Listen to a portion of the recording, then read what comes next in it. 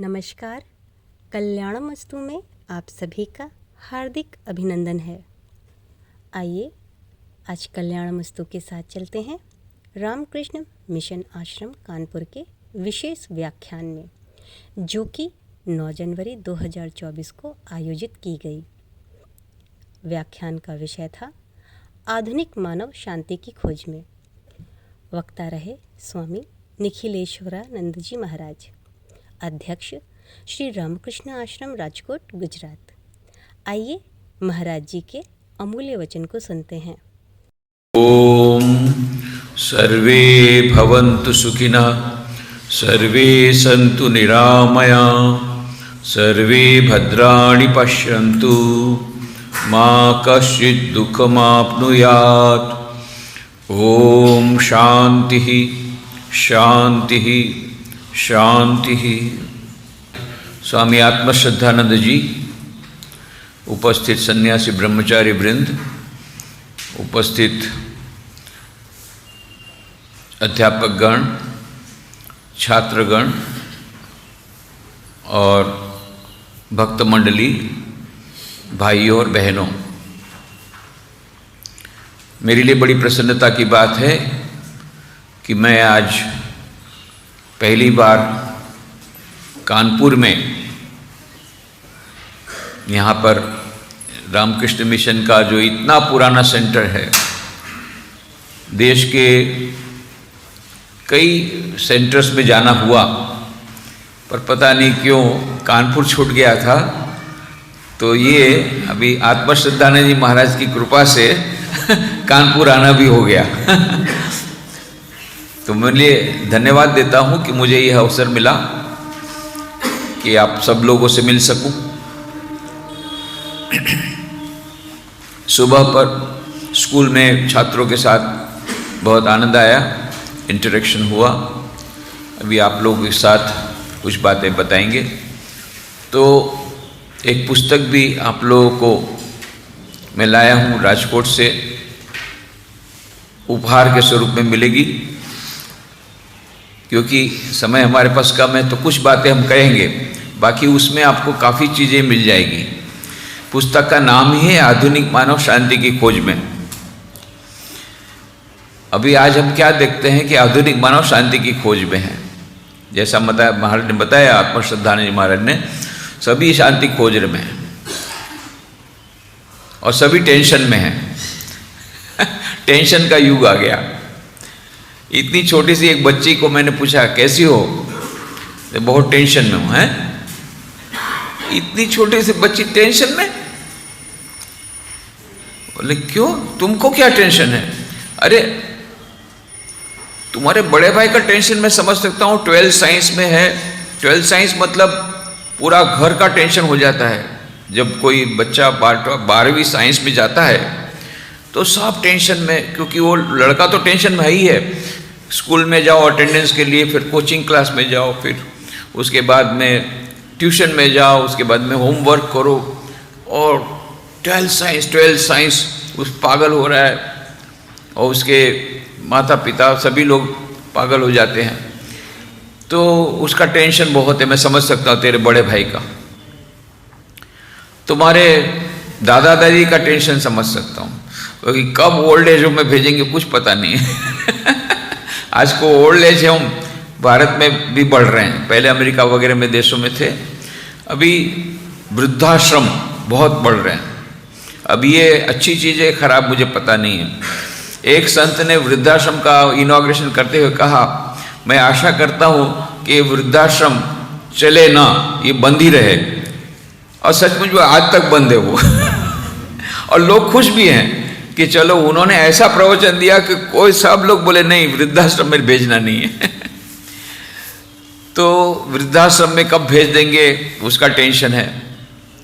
पिताजी का टेंशन समझ सकता हूँ, कब VRS आ जाएगा, वॉलंटरी रिटायरमेंट स्कीम पता नहीं है, तो कब नौकरी चली जाएगी। और तुम्हारी मम्मी का भी टेंशन समझ सकता हूँ, क्योंकि फाइनेंशियल मैनेजमेंट करना है, कम पैसे में चीज़ों के दाम बढ़ रहे हैं, तो उसका टेंशन। फिर हस्बैंड को संभालना, उसका टेंशन। सास को संभालना, उसका टेंशन। ये सब बहुत सारे टेंशन है, बच्चों को संभालना उनका टेंशन, और सबसे बड़ा टेंशन है जो भारत में है, अमेरिका में किसी को नहीं है, वो है काम वाली का टेंशन। काम वाली मिलती नहीं है, अच्छी काम वाली मिलती नहीं है। मेरे को तो कुछ जगह ऐसा गया, कुछ बहनों ने कहा महाराज जी हमको प्रवचन नहीं चाहिए, काम वाली दे दीजिए, उसी से हमको शांति मिल जाएगी। मैं बोला भाई मैं काम वाली कहाँ से लाऊंगा? तो बोले कैसी काम वाली चाहिए? बोले हमको ऐसी काम वाली चाहिए झटपट झटपट काम करे, मुझे धीरा काम पसंद नहीं है। दूसरा, इशारे में समझे, बुद्धिमान होनी चाहिए। तीसरा, सामने कुछ भी ना बोले, बिल्कुल आज्ञाकारी होनी चाहिए, सबका बात सुन ले। चौथा, 365 दिन में एक भी दिन छुट्टी ना ले। और पांचवा, कम से कम सैलरी ले। और ऐसी काम वाली मिलती टिकती नहीं है। तो ये काम वाली का टेंशन सब जगह। और अमेरिका में ये सब प्रॉब्लम है ही नहीं, क्योंकि काम वाली का सैलरी आपकी सैलरी से ज़्यादा है तो कोई रखता नहीं है। वहाँ सब अपने हाथ से काम करते हैं, इसलिए हेल्थ भी अच्छा रहता है। 65-70 ईयर्स की लेडीज़ ऐसा लगेगा ही नहीं कि वो 70 ईयर्स की हो गई, क्योंकि पूरा घर का काम पूरा करती है, ऑफिस में भी जाती है और पूरा घर का भी काम करती है, सब अपने हाथ से करना पड़ता है। काम वाली तो मिलती नहीं, काम वाली मिलती तो उतना रुपया कौन देगा उसको। यहाँ पर हमारे भारतवर्ष में वो काम वाली के बिना चलता नहीं है। उसके बाद में फिर काम वाली को रुपया दो अलग, और फिर नई काम करने से जो हड्डियाँ नरम हो जाती है उसके लिए फिजियोथेरेपी का बिल अलग।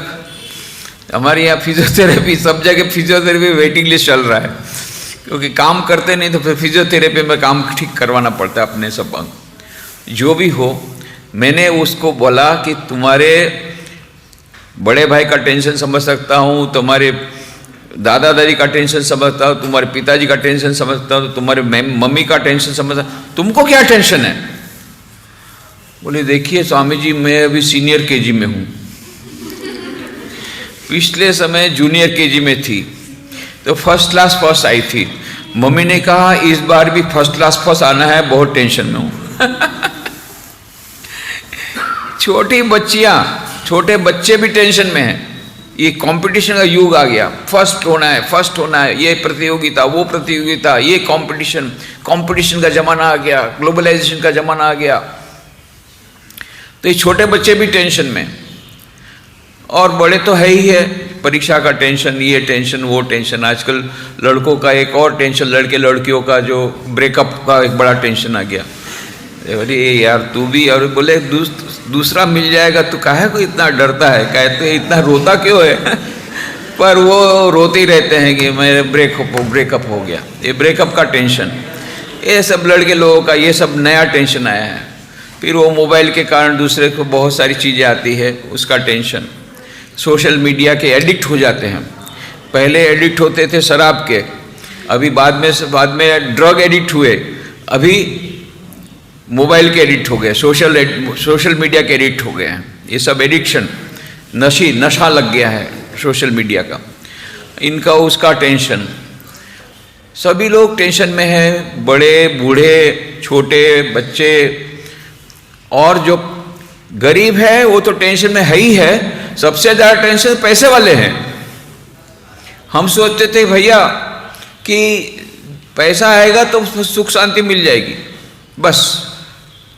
H is directly proportional to M, where H is equal to happiness and M is equal to money. जितना पैसा आएगा उतना सुख मिलेगा, उतनी शांति मिलेगी, ऐसा हम लोग समझते हैं। पर क्या वो सच है? तो यूनेस्को रिपोर्ट के अनुसार हम क्या देखते हैं कि 3 देश ऐसे हैं जहां पर सुसाइड का संख्या बहुत बढ़ रहा है। वो कौन से देश है? अमेरिका, जापान और स्वीडन। और 3 देश ऐसे जहां मानसिक रोगी बहुत बढ़ रहे हैं। कौन से देश हैं? अमेरिका, जापान और स्वीडन। और सबसे ज़्यादा पर कैपिटा इनकम सबसे ज़्यादा किसकी है? अमेरिका, जापान और स्वीडन। तो क्या हुआ? H is inversely proportional to M. जहाँ जितना ज़्यादा पैसा है वहाँ उतना ज़्यादा दुख है। दुख होगा तभी तो सुसाइड करेंगे, तभी तो आत्महत्या करेंगे, तभी तो ड्रग एडिक्ट होंगे, तभी तो मानसिक परिस्थिति सिजोफ्रेनिक होंगे। तो कहने का मतलब ये नहीं पैसा जीवन में उपयोगी नहीं है, आवश्यकता नहीं है, ये नहीं मैं कह रहा हूँ। पर मैं ये कह रहा हूँ कि केवल पैसे के द्वारा हमारे जीवन में शांति नहीं आ सकती है। केवल पैसे के द्वारा जीवन में सुख शांति नहीं आ सकती। यदि आती तो ये सब जो देश है जहाँ पर पैसा बहुत है, मैं तो अभी अमेरिका जाके आया 2 महीना पहले, वहाँ पर मैंने उन लोगों को कितने सारे सब्जेक्ट दिए थे, आप इसमें से कोई भी चॉइस चुन लीजिए। उन्होंने एक ही सब्जेक्ट चुना, बहुत लोगों ने कई सेंटर में एक ही सब्जेक्ट चुना, क्या? Happiness in peace in everyday life. अंग्रेजी जो किताब है happiness in peace in everyday life, बोले वो जो आपकी किताब है ना, बस वही अभी चाहिए, हैप्पीनेस चाहिए, सबको हैप्पीनेस चाहिए। अभी कुछ दिन पहले मैं गया था दिल्ली में, MIT दिल्ली में, गाजियाबाद में एक लेक्चर था, तो उसके लिए दिल्ली में बैठा था।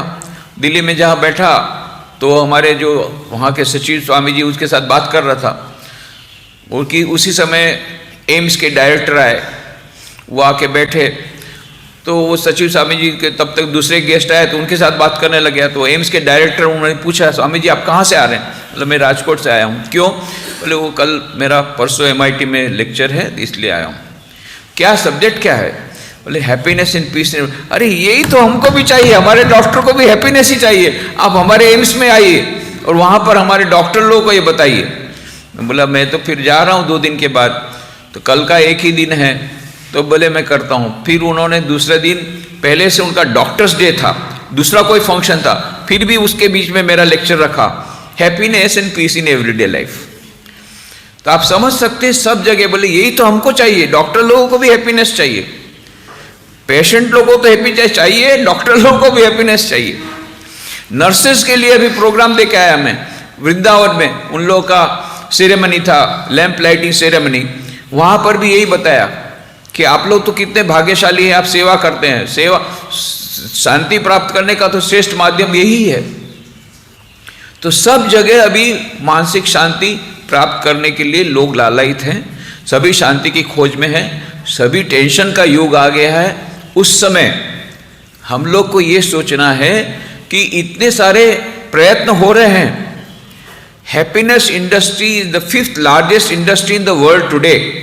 आपको मालूम है 5th largest industry happiness industry है सारे विश्व में। और मैं तो कितनी बार विदेश में गया, विदेश में और भी शांति की खोज में है। हम सोचते हैं भाई वो लोग तो डेवलप्ड कंट्री है, उनके पास इतने अच्छे रास्ते हैं, इतनी अच्छी गाड़ियां हैं, एक के पास एक परिवार के पास 4 गाड़ियां हैं, लेटेस्ट मॉडल की गाड़ी है। हमारे यहाँ की जो बेस्ट गाड़ी वो उनके लिए ऑर्डिनरी गाड़ी है, सब कुछ है, फिर भी वहाँ भी मन में शांति नहीं है, फिर भी वो लोग टेंशन में हैं। तो हमारे मन में ये जो एक गलत कॉन्सेप्ट है कि बस पैसा आएगा सब प्रॉब्लम सॉल्व हो जाएगा, ऐसी बात नहीं है। पैसा बहुत आवश्यक है, क्योंकि हमारी वस्तुओं की जो आवश्यक वस्तुओं को के लिए हमको पैसे की आवश्यकता है। पर साइंटिस्ट लोगों ने, सोशल साइंटिस्ट लोगों ने रिसर्च करके देखा कि जैसे जैसा पैसा आता है जीवन में, सुख का ग्राफ ऊपर जाते रहता है, ऊपर जाते रहता है। कब तक? जब तक रोटी, कपड़ा और मकान इसकी सुंदर व्यवस्था नहीं हो जाती। जब ये सब हो जाता है उसके बाद में जितना पैसा आता है सुख और नीचे होता जाता है। ये तो ग्राफ उन्होंने बताया। सुख जितना बढ़ा उतना सुख, जितना पैसा बढ़ा उतना सुख बढ़ता गया। फिर एक स्टेज ऐसी आती है जितना पैसा बढ़ा उतना सुख और कम होता गया। ये उन्होंने रिसर्च करके देखा है। तो जितने पैसे वाले हैं, कंज्यूमरिज्म, उपभोक्तावाद आ गया है, पैसा पैसा पैसा, सबसे बड़ा रुपया बाबा, सबसे बड़ा रुपया, कंपटीशन आ गई, पैसे के पीछे लोग पागल हो गए। उसका एक कारण, उसी के कारण यह टेंशन है। अभी ऑक्सफोर्ड डिक्शनरी ने एक नया शब्द डाल दिया। शब्द क्या है? एफ्लुएंजा। इन्फ्लुएंजा नहीं, इन्फ्लुएंजा तो हम लोग को होता भी है कभी कभी, ये एफ्लुएंजा है। एफ्लुएंजा किन को होता है? एफ्लुएंट लोगों को होता है, माने जो बहुत धनवान लोग रहते हैं, बहुत धनवान लोग, उनको ये एफ्लुएंजा होता है। तो अमेरिका में वहाँ के जितने माता पिता लोग हैं, अभिभावक गण हैं, उन्होंने एक एसोसिएशन बनाया, एफ्लुएंजा रेजिस्टेंट सोसाइटी। अपने बच्चों को इन्फ्लुएंजा नाम के रोग से बचाने के लिए उन्होंने एसोसिएशन किया है। ये इन्फ्लुएंजा है क्या? इन्फ्लुएंजा मतलब जो धनवान के बच्चे हैं जो जाते हैं स्कूल में, तो वहाँ पर कंपटीशन होती है। इसने 10,000 रुपये वाला जूता खरीदा, मैं 12,000 वाला खरीदूंगा। इसने गोगल्स खरीदा है 1 लाख का, मैं 3 लाख का गोगल खरीदूंगा। इसका मोबाइल है 1.5 लाख का, मेरा 2 लाख का होगा। इसके पास 1 है तो मेरे पास 2 होगा। 2 मोबाइल, 3 मोबाइल, 2 कार, एक कार, 2 कार, इतने ड्रेस, इतना ये, जितना चीजें लेते रहते हैं और उनका असंतोष बढ़ता जाता है। उसको बोलते हैं नुगेन न्यूरोसिस। नुगिन न्यूरोसिस नाम के रोग के शिकार हो जाते हैं। जितने उनको वस्तुएं मिलती उतना उनका असंतोष बढ़ता है, फिर और वस्तुएं लेते हैं। ऐसा करते करते नुगेन न्यूरोसिस हो जाते हैं, फिर ड्रग एडिक्ट हो जाते हैं, फिर सिजोफ्रेनिक हो जाते हैं, फिर सुसाइड करते हैं। इससे बचाने के लिए उन लोगों ने एफ्लुएंजा रेजिस्टेंट सोसाइटी बनाई। बच्चों को गांव में ले जाकर, देखो तुम्हारे पास 2-2 कार है, इसके पास एक भी कार नहीं है इन लोगों के पास, फिर भी ये लोग आनंद में हैं, शांति में हैं। उनका पॉकेट एक्सपेंडिचर कम कर रहे हैं अभी।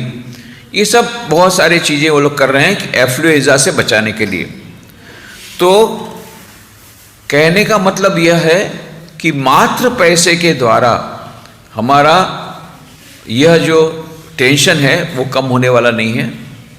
पैसा आवश्यक बहुत है कुछ समय के लिए, जब तक कि हमारा रोटी कपड़ा मकान की व्यवस्था अच्छी नहीं हो जाती, ये पैसा बहुत आवश्यक है। पर उसके बाद केवल उसी पैसे से ही सब समस्या समाधान नहीं हो रहा। और इतने सारे दुनिया में लोग इतने प्रयत्न कर रहे हैं शांति प्राप्त करने के, पर फिर भी शांति प्राप्त नहीं हो रही है। कितनी सारी किताबें निकल रही है। अमेरिका से एक किताब निकली, उसका नाम है फाइनल एक्सिट, डेरेक हम्फ्रीज द्वारा लिखित पुस्तक। और पुस्तक खुद भी एक्सिट हो गई, मिलती नहीं है। बहुत मुश्किल से मुझे एक कॉपी मिली एक बुक फेयर में। मैं देखना चाहता उसमें लिखा क्या है, मालूम है क्या लिखा है? हाउ टू कमिट सुसाइड, कैसे आत्महत्या करना, उसके विभिन्न नुस्खे बताए हैं। और बहुत बिक रही है, आउट ऑफ प्रिंट हो गई, इतनी बिक रही है। जापान की बेस्ट सेलर किताब का नाम मालूम है? The complete manual on committing suicide. 3.5 lakh प्रतियां 1 साल में बीत गई। और कितने लोग तो पुस्तक हाथ में लेकर के सुसाइड करके मर गए, जैसा किताब में लिखा था ऐसे। फ्रांस की बेस्ट सेलर किताब का नाम मालूम है? Suicide users manual. ये सबको सुसाइड करना है अभी, सुसाइड। ये कौन से देश है जिनको हम लोग डेवलप्ड कंट्री समझते हैं, विकसित देश समझते हैं, जहां पैसा बहुत है, बहुत सारी गाड़ियां, सुंदर सुंदर गाड़ियां, सुंदर सुंदर रोड, सुंदर सुंदर मकान, सुंदर सुंदर ड्रेस, सुंदर सुंदर मोबाइल, सब कुछ है उनके पास, वो सुसाइड कर रहे हैं। तो कहने का मतलब हमारे मन में जो इक्वेशन है, H is directly proportional to M, where H is equal to happiness and M is equal to money, ये ठीक नहीं है। केवल पैसे के द्वारा सुख शांति प्राप्त नहीं हो सकती। 5th लार्जेस्ट इंडस्ट्री हो गई हैप्पीनेस। क्यों? सभी लोग शांति की खोज में, और सभी शांति की खोज में, शांति मिल नहीं रही है। क्यों नहीं मिल रही है? कारण क्या है? एक बुढ़िया थी, वो रो रही थी। तो एक युवक ने कहा, माँ जी इतनी रो क्यों रही हो? बेटा मेरी सुई खो गई है। अच्छा रोती क्यों? मैं खोज देता हूं, चल। वो भी, उसने भी खोजा, उसको भी नहीं मिली सुई, बहुत खोजा। फिर उसको ट्यूबलाइट हुई। बुढ़िया को पूछा, ए बुढ़िया सुई कहाँ खो गए थे? बेटा उधर भीतर कमरे में खो गई थी। हैं? और तू बाहर बरामदे में खोज रही है? बेटा उधर अंधेरा है, यहाँ उजाला है, इसलिए यहाँ खोज रही हूँ। पूरी जिंदगी तुम सुई खोजोगे, नहीं मिलेगी। खोई है कहाँ? भीतर कमरे में। खोज रहे हो कहाँ? बाहर बरामदे में। मिलेगी? कभी नहीं मिलेगी। ये हम लोग की कहानी है। शाश्वत सुख और शाश्वत शांति का स्रोत हमारे भीतर में है। वेदांत ने क्या कहा? शाश्वत सुख और शाश्वत शांति का स्रोत प्रत्येक मनुष्य के हृदय में है। और हम कहाँ खोज रहे हैं? लेटेस्ट मॉडल की कार में, लेटेस्ट मॉडल के मोबाइल में, लेटेस्ट मॉडल के ड्रेस में, वहां खोज रहे हैं। है कहां पर? भीतर। हम कहां खोज रहे हैं? बाहर। ये बुढ़िया की समान हम लोग भी, हमारी भी बुद्धि सठिया गई है। भीतर में शांति का स्रोत है। कबीर ने कहा मोको कहाँ तू ढूंढे बंदे, मैं तो तेरे पास में, खोजोगे तो अभी मिलूंगा पल भर की तलाश में। भीतर में है शाश्वत सुख शाश्वत शांति का स्रोत। यह वेदांत का मत है। एषा सर्वेषु भूतेषु गुणो आत्मा न प्रकाशते दृश्यते त्वग्रया बुद्धिया सूक्ष्मया सूक्ष्मदर्शी भी। प्रत्येक मनुष्य के भीतर में वह आत्मा है जिसमें सच्चित आनंद स्वरूप, वह आत्मा जिसमें अनंत सुख, अनंत ज्ञान, अनंत आनंद रूप स्वरूप आत्मा, यह हमारा मुख्य स्वरूप है। वो भीतर में है और हम बाहर खोज रहे हैं उस शांति को। नित्यो नित्यानाम चेतनश्चेतनानाम एको बहुनाम यो विदधाति कामान तम आत्मस्थम येनु पश्यन्ति धीरा तेषाम शांति शाश्वती नेतरेषाम। नित्य आत्मा के भीतर में एक नित्य परमात्मा है और ये चेतन तत्व है, उसके भीतर में परम चैतन्य तत्व है। उस परम चैतन्य तत्व का, उस परम परमात्मा का जिसने दर्शन कर लिया उसी को परम शांति मिलती है, नेतरेषाम, दूसरे किसी को नहीं मिलती। शाश्वत सुख और शाश्वत शांति का स्रोत हम सब के भीतर में है, पर हम सब बाहर ढूंढ रहे हैं और इसीलिए हमको ये शांति मिलती नहीं है। पर हमको इसकी प्रतीति क्यों नहीं होती?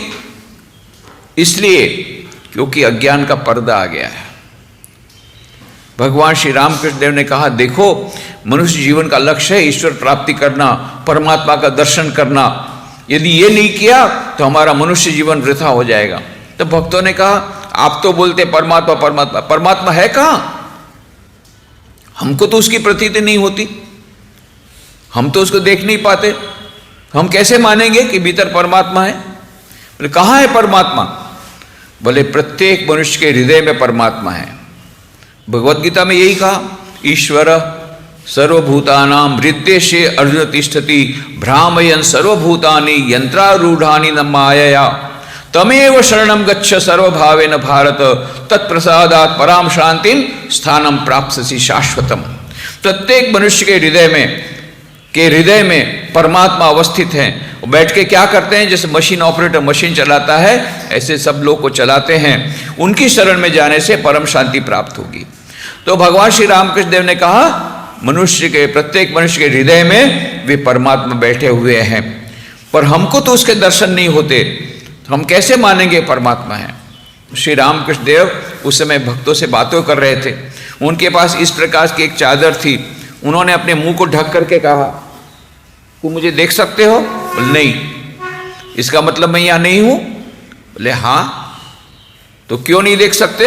बोले बीच में पर्दा आ गया। बस बोले यही बात है, परमात्मा हमारे बहुत नजदीक हैं, पर हमको उसकी अनुभूति नहीं होती, हमको उनके दर्शन नहीं होते, क्योंकि बीच में अज्ञान का पर्दा आ गया है।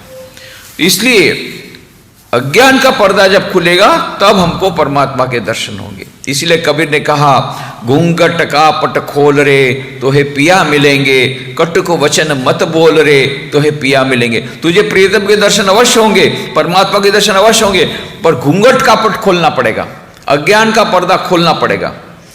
तो ये अज्ञान का पर्दा कैसे खुलेगा? अज्ञान के पर्दा खोलने के 4 उपाय स्वामी विवेकानंद ने बताए। राजयोग के ग्रंथ में सारे वेदांत का सार उन्होंने देते हुए कहा, प्रत्येक मनुष्य के भीतर में यह दिव्यता विराजमान है, पर अव्यक्त रूप में है। दिव्यता है, each soul is potentially divine. प्रत्येक मनुष्य के भीतर में वो दिव्यता विराजमान है, परंतु अभी अव्यक्त रूप में है। मनुष्य जीवन का लक्ष्य है उस अंतर दिव्यता को अभिव्यक्त करना। कैसे कर सकते हैं? बाह्य और अंतर प्रकृति को वशीभूत करके। वो कैसे होगा? 4 उपाय है, राजयोग, ध्यान, भक्ति योग, प्रार्थना, ज्ञान योग, सद्ग्रंथों का अध्ययन और कर्म योग, निस्वार्थ सेवा। ये 4 उपायों के द्वारा 1, 2, 3 अथवा 4, राजयोग, भक्ति योग, कर्म योग, ज्ञान योग, 1, 2, 3 अथवा 4 उपायों के द्वारा उस अंतर्देवता को अभिव्यक्त करना, यही मनुष्य जीवन का लक्ष्य है और यही धर्म का सर्वस्व है। बाकी किसने कितनी बार मंदिर मस्जिद गिरजाघर की मुलाकात ली, किसने कितने लंबे तिलक लगाए, किसने कितने सारे उपवास किए, ये जो बाह्य आचार है, बाह्य आडंबर है, वे गौण है, खराब नहीं है, गौण है। मुख्य बात है किसने कितने प्रमाण में अपने भीतर की दिव्यता को अभिव्यक्त किया। और इसीलिए स्वामी विवेकानंद को पूछा गया कि कौन सा योग अच्छा है। स्वामी विवेकानंद ने पूछा चारों योग अच्छे हैं, आपको जो अच्छा लगे करो, पर आपने कौन सा योग लिया। स्वामी विवेकानंद मैंने तो चारों योग को ले लिया, एक साथ ले लिया। रोमारोला कहते हैं स्वामी विवेकानंद चारों घोड़ों पर एक साथ सवार हो गए। तो स्वामी विवेकानंद का क्या कहना है, कोई भी एक योग के द्वारा यह दिव्यता की प्राप्ति हो सकती है, अभिव्यक्ति हो सकती है, परंतु सर्वश्रेष्ठ तो क्या होगा, चारों योगों को मिला दो। चारों योगों को मिला देने से क्या होगा, चारों योगों के लाभ मिल जाएंगे, और चारों योगों के जो भीतर में उसके कारण कुछ कुछ कठिनाइयां हैं वो दूर हो जाएगी। जैसे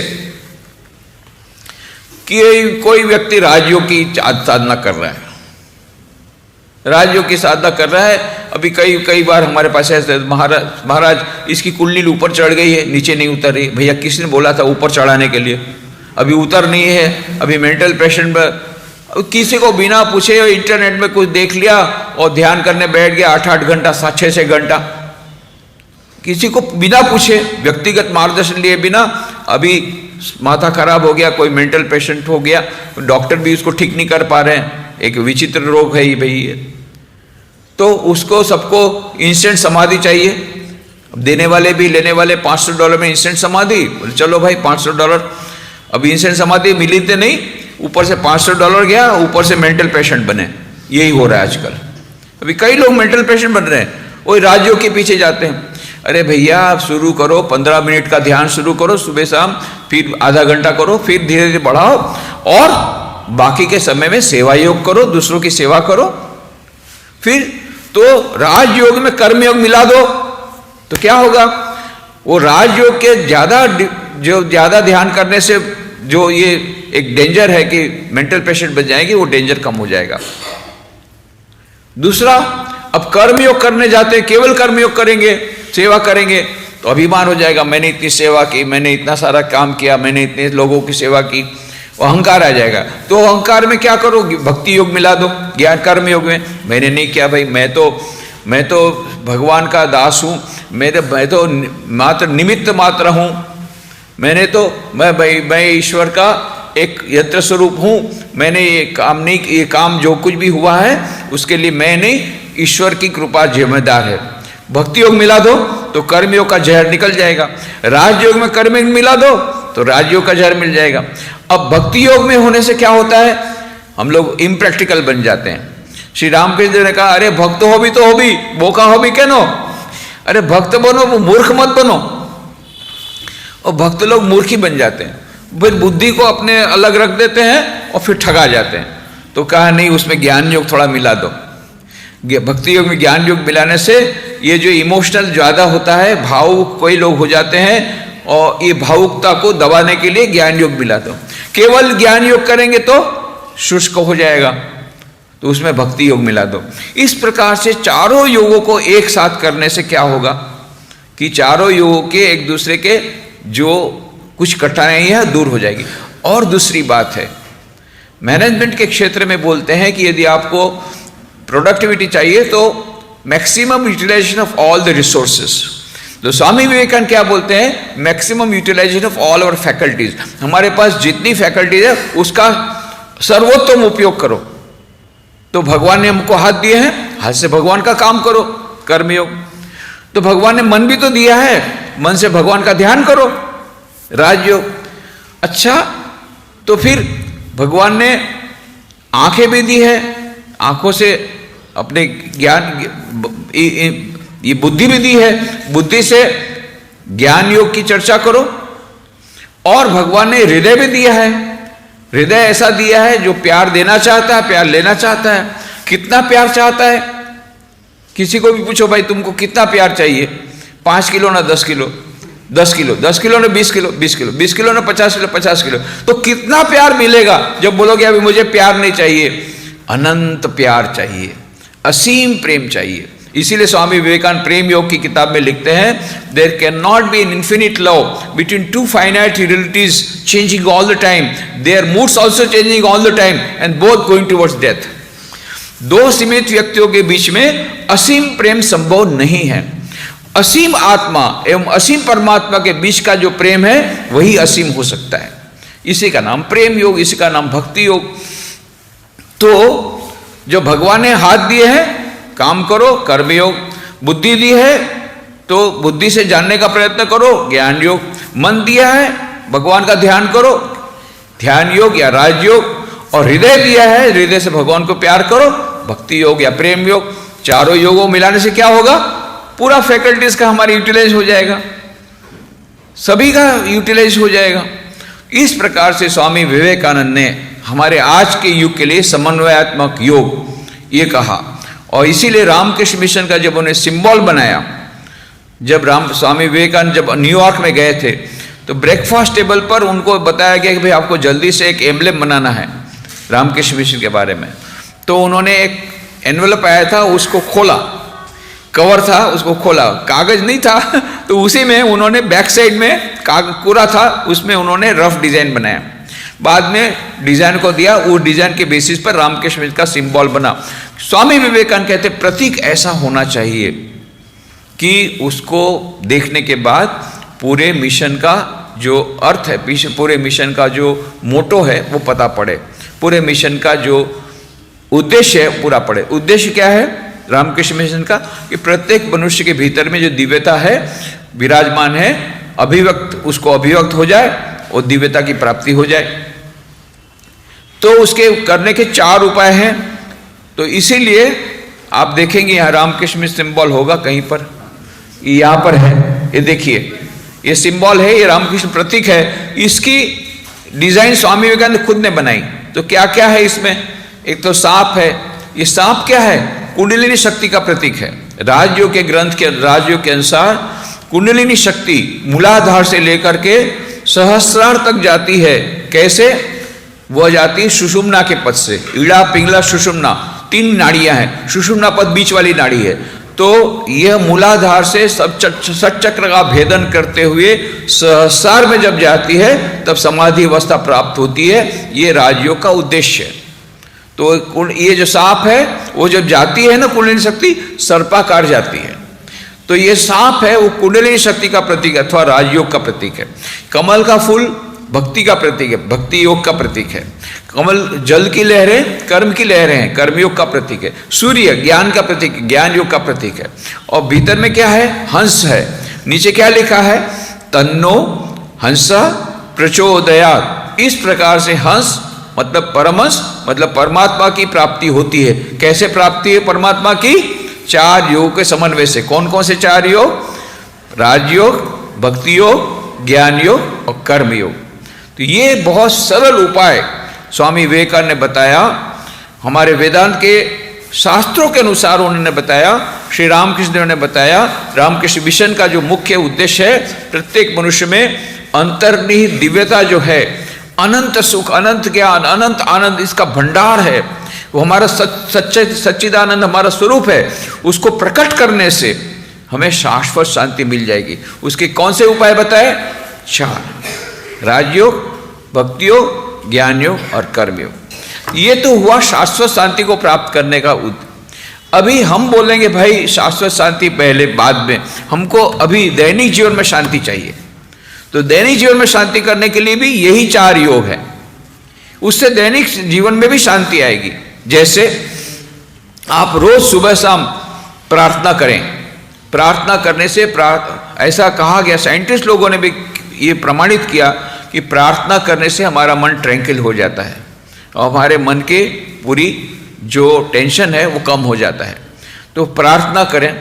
ध्यान, इसके ऊपर भी रिसर्च हुई है कि उन्होंने जो ध्यान है, कुछ जैन साधु ध्यान कर रहे थे, जापान की बात है, एक्सपेरिमेंट उन्होंने किया। तो जैन साधु, जैन ZEN, जैन साधु, जैन नहीं जैन, जैन साधु, शायद किताब में जैन लिख दिया होगा गलती से, जैन है ZEN। जैन साधु ये कर रहे थे, ध्यान कर रहे थे। उस समय वहाँ जापान में एक्सपेरिमेंट किया, EEG मशीन उनके सिर पे फिट कर दिया। फिर देखा ग्राफ में, तो पहले तो 10 से 12 साइकिल पर सेकंड के अल्फा वेव्स आए, और जैसे जैसे ध्यान प्रगाढ़ हुआ तो 8 से 10 साइकिल पर सेकंड के अल्फा वेव्स आए, और जब ध्यान प्रगाढ़ हो गया तो 6 to 7 साइकिल्स पर सेकंड के थीटा वेव्स आई। ये थीटा वेव्स है दैट डिनोट्स ट्रैंक्विलिटी, मतलब प्रमाणित हो गया कि कोई जब ध्यान ठीक से करता है तो मन प्रशांत हो जाता है, मन में शांति आती है, ट्रैंक्विलाइजर की जरूरत नहीं होती। जो केमिकल कंपाउंड के द्वारा, टेबलेट के द्वारा, ड्रग्स के कारण जो किक मिलती है, वही किक ध्यान के द्वारा भी मिल सकती है, ड्रग लेने की आवश्यकता नहीं है। तो ये थीटा वेव्स ये ध्यान के द्वारा मिलती है।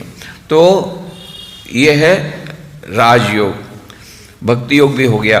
फिर ज्ञान योग, ज्ञान योग का मतलब है अभी सदग्रंथों का अध्ययन करें, ऐसी किताबों का अध्ययन करें जिनके द्वारा हमको अपने स्वरूप के बारे में पता लगे, ईश्वर के स्वरूप के बारे में पता लगे। चाहे भागवत हो, रामायण हो, महाभारत हो, भगवत गीता हो। सबसे श्रेष्ठ आज के आधुनिक युग के लिए ग्रंथ है रामकृष्ण वचनामृत। सूर्यकांत त्रिपाठी निराला जी ने रामकृष्ण कथामृत बंगला में से हिंदी अनुवाद किया। यहाँ तो निराला जी का जगह ही है, यहाँ से नज़दीक में निराला जी का जन्म स्थान है।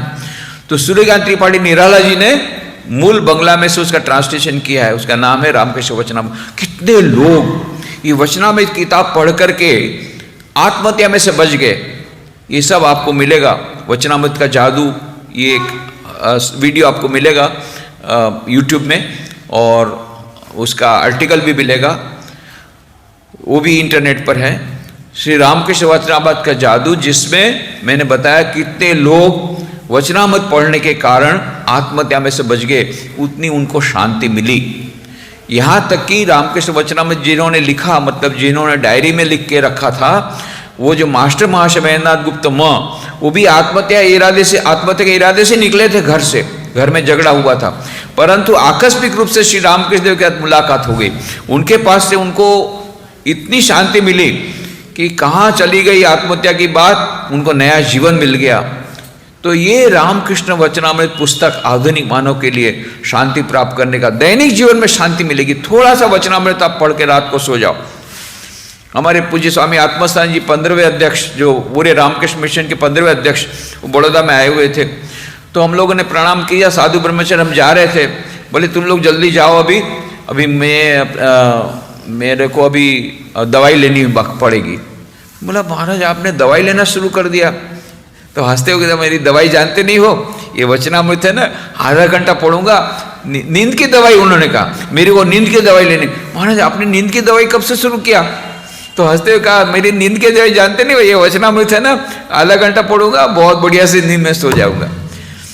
तो कितने सारे सन्यासी आज भी प्रतिदिन वचनामृत पढ़ते हैं, कितने सारे भक्त प्रतिदिन वचनामृत पढ़ करके सोते हैं, वचनामृत या पाठ करते हैं रोज, प्रतिदिन प्रत्येक सप्ताह में वचनामृत का पाठ करते हैं।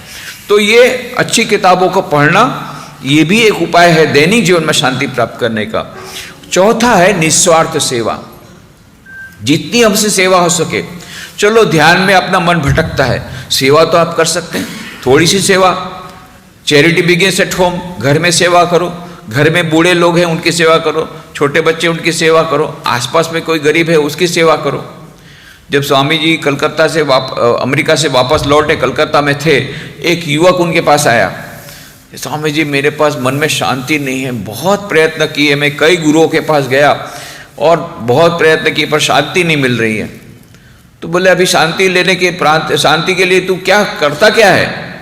बोले अभी लेटेस्ट गुरु ने जो बताया वैसे करता हूँ। अभी आजकल लोग गुरु बदलते हैं, जैसे कार बदलते हैं, गुरु भी बदलते रहते हैं। बोले लेटेस्ट गुरु ने जैसा बताया ऐसा करता हूँ। क्या करते हो? बोले मैं घर में जाता हूँ और कमरे के वहाँ जाता हूँ घर में, और एक रूम में जाता हूँ और खिड़की दरवाजे बंद कर देता हूँ और आंखों को बंद कर देता हूँ और बैठ जाता हूँ ध्यान में, और विचारों से अपने मन को शून्य करने का प्रयत्न करता हूँ। पर बहुत टाइम से कर रहा हूँ, पर शांति नहीं मिल रही है। तो स्वामी जी का वत्स, मेरी बात यदि मानेगा तो पहले आँख खोल, ये खिड़की दरवाजे खोल, पास में देख कौन गरीब है उसको रोटी का टुकड़ा दे, देख पास में कौन बीमार है उसको दवाई दे, देख पास में कौन दुखी है उसका दुख दूर कर, तत्काल तुझे शांति मिल जाएगी। ये कितना सुंदर उपाय है स्वामी विवेकानंद ने बताया है दैनिक जीवन में शांति प्राप्त करने का, थोड़ी सी निस्वार्थ सेवा करने से। अरे आप रास्ते में जा रहे हैं, कोई अंधा नहीं क्रॉस कर पा रहा है, उसको हाथ पकड़ करके आप क्रॉस करा दीजिए। वो बूढ़ा आपको आशीर्वाद बहुत देगा, न भी दे आपके मन में इतनी शांति आएगी। छोटा सा भी निस्वार्थ सेवा का काम करके देखिए, बहुत शांति आएगी। तो दैनिक जीवन में शांति प्राप्त करने के भी यही 4 उपाय हैं, राजयोग, भक्ति योग, ज्ञान योग, कर्म योग। दैनिक जीवन में शांति प्राप्त करने के उपाय बता दिया। आखिरी में, समय तो पूरा हो रहा है, अभी आरती का समय हो गया, अंतिम बात, श्री मां शारदा देवी, वो उसके बारे में आप जानते हैं, स्वामी विवेकानंद के गुरु श्री रामकृष्ण देव की धर्मपत्नी थी। किस प्रकार से उन्होंने अपना जीवन, हम सबकी माँ थी, माँ कहती थी मैं सबकी माँ हूँ। कैसी माँ हूँ? सचमुच की माँ हूँ, केवल कहने की माँ नहीं, गुरु पत्नी नहीं, सौतेली माँ नहीं, तुम्हारी अपनी सच्ची माँ हूँ। और सबकी माँ थी, पशु पक्षी की भी माँ थी, हम सबकी माँ थी। माँ ने कहा था मैं सज्जन की भी माँ हूँ, दुर्जन की भी माँ हूँ, तुम जैसे हो मेरे पास चले आओ। यदि मेरा बच्चा धूल से, कीचड़ से अपने आप को सान ले, तो माँ होने के नाते क्या मेरा कर्तव्य नहीं है मैं उनको धो करके अपने गोद में ले लूँ? तुम जैसे हो मेरे पास ले आओ।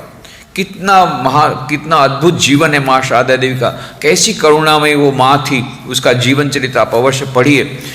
तो 67 साल की उम्र में 21 जुलाई 1920 को माँ शारदा देवी ने महासमाधि ले ली। उसके 2 दिन पहले की बात है, 2 या 3 दिन पहले की बात है। माँ शारदा देवी रोगशैया पर थी, दरवाजे पर अन्नपूर्णा की माँ खड़ी थी, खड़े खड़े रो रही थी, माँ तुम चली जाओगी हमारा क्या होगा?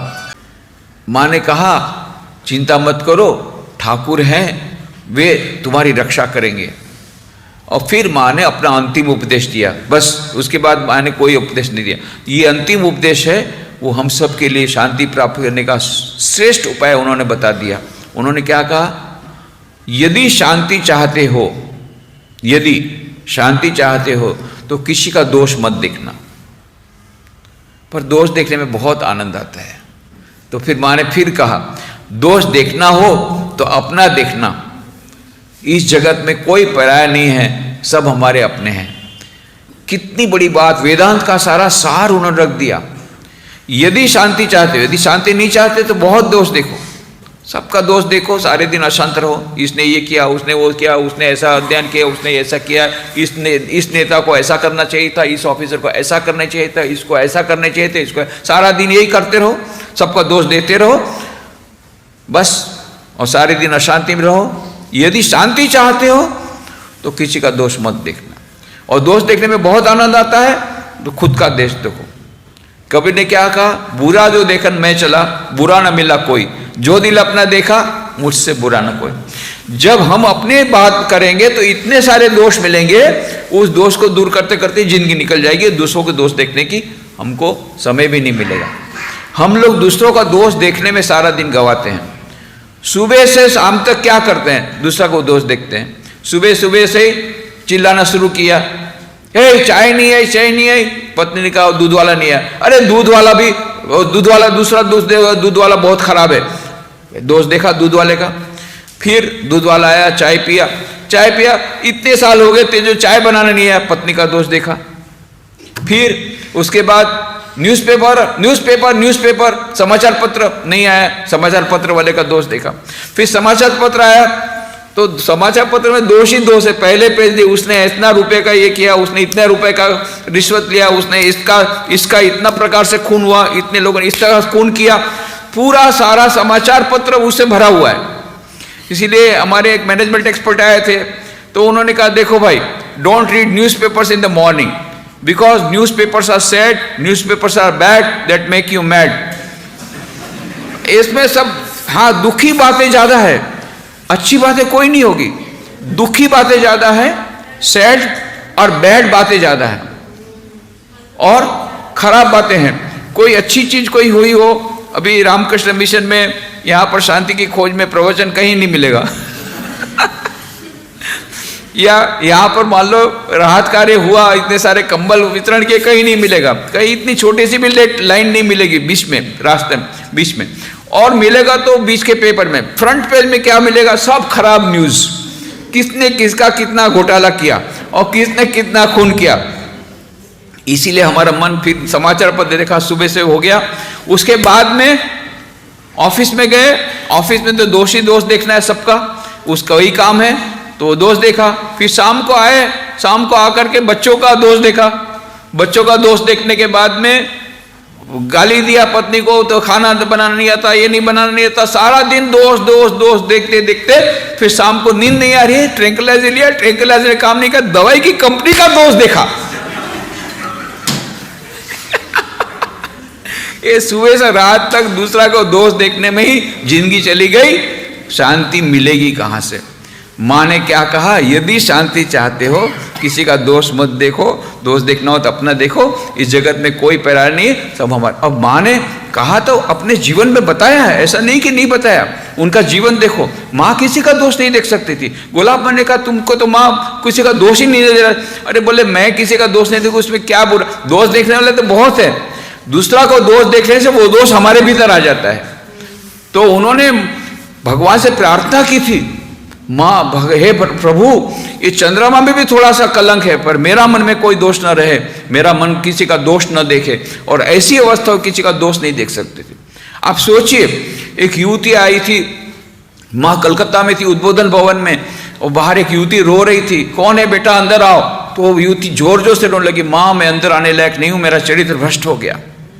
माँ खुद पूजा छोड़ करके बाहर आई, उसको गले लगा लिया, बेटी चिंता मत कर, तुझे अब पछतावा हो गया है, अभी नया जीवन शुरू कर। भीतर लाई, उसको प्रसाद खिलाया, उसको मंत्र दिया, कहा बेटा देख, ये जो है ना बेटी देख, भगवान के नाम में इतनी शक्ति है, हजारों जन्मों के पाप सब धुल जाते हैं। भगवान का नाम ले, तेरे सब पाप धुल जाएंगे, नया जीवन शुरू कर, अब पछतावा हुआ है, नया जीवन शुरू कर। उसको इतना प्रेयर दिया। माँ किसी का दोष नहीं देख सकती थी। माँ के साथ कौन कौन थे? हम लोग बोलते हैं ना, हम लोग कई बहनें हमको बोलती, माताएं बोलती, स्वामी जी ये प्रवचन बहुत अच्छा है, आप हमारे घर में आइए तो पता लगेगा किसको शांति बोलते हैं। महाभारत का युद्ध चलता है रोज सुबह, और ऐसे में यहाँ तो आश्रम में इतना सुंदर वातावरण है, आपको तो शांति शांति है, आप हमारे घर में आइए, कैसी अशांति है। आप लोग को पता नहीं पड़ेगा ये शांति कैसे प्राप्त करना, घर में रह के, परिवार में रख करके। तो मैं कहता हाँ ये तो बात है, हमको वो अनुभव नहीं है। पर माँ शारदा का जीवन आप देखिए, वो तो आपसे ज़्यादा थे। उनके परिवार में कौन? आप बोलते हमारे परिवार में जितने हैं ना सब झगड़ालू हैं। अच्छा, माँ के परिवार में कौन था? माँ के परिवार में मामी थी, पगली मामी, उसका नाम ही पगली मामी था। क्यों? सचमुच में पगली थी, 100% पागल थी, सरयू बाला।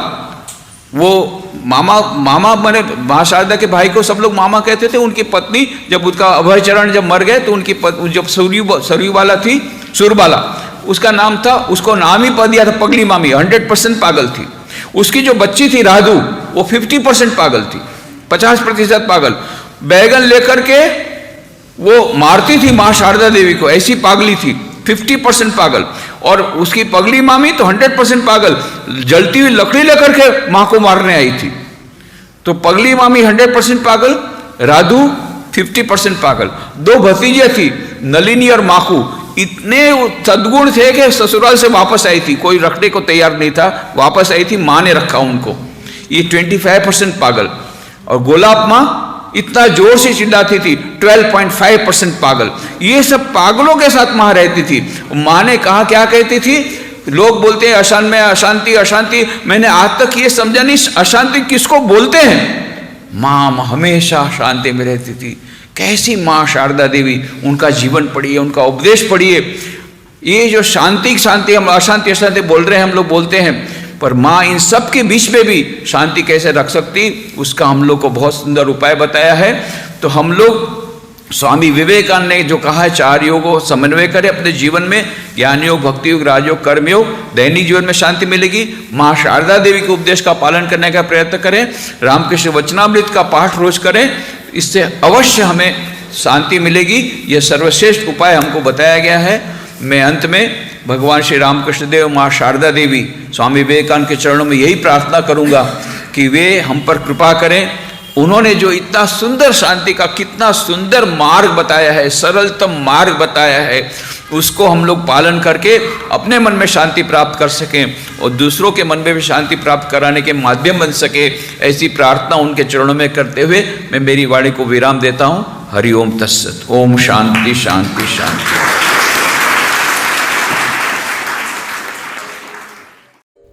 आशा है कि आपने इस व्याख्यान को सुनने के बाद यह जान लिया कि जीवन जीने का रहस्य क्या है और अपने जीवन में उतारने का प्रयास भी करेंगे। आज के लिए बस इतना ही। तब तक कल्याणमस्तु के साथ बने रहिए। वीडियो को लाइक कीजिए, ज़्यादा से ज़्यादा शेयर कीजिए। वीडियो में आप अंत तक बने रहे। आप सभी का बहुत बहुत धन्यवाद।